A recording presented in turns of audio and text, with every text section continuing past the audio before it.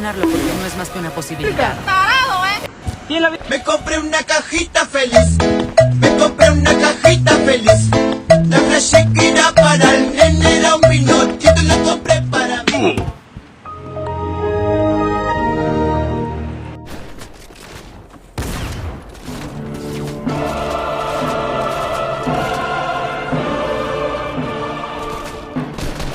¡Ya no aguanto!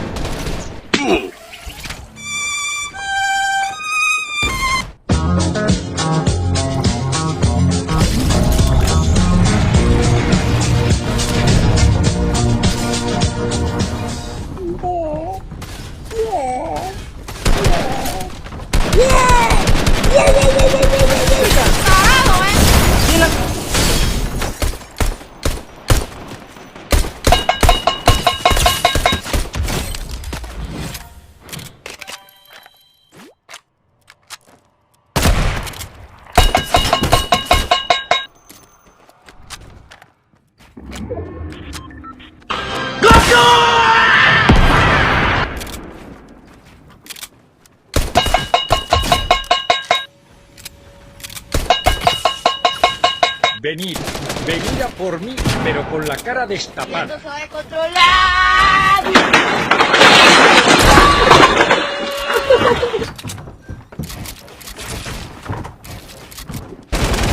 En ese momento, Cell sintió el verdadero terror.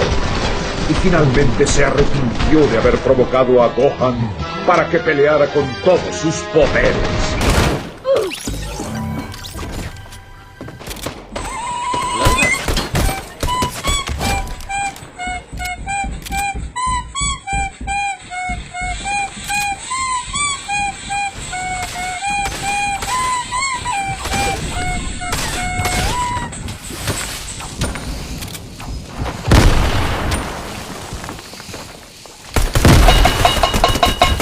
Pan, truco, truco.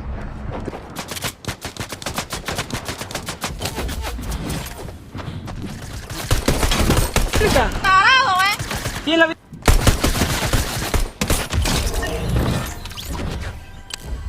Soy el más perrón aquí.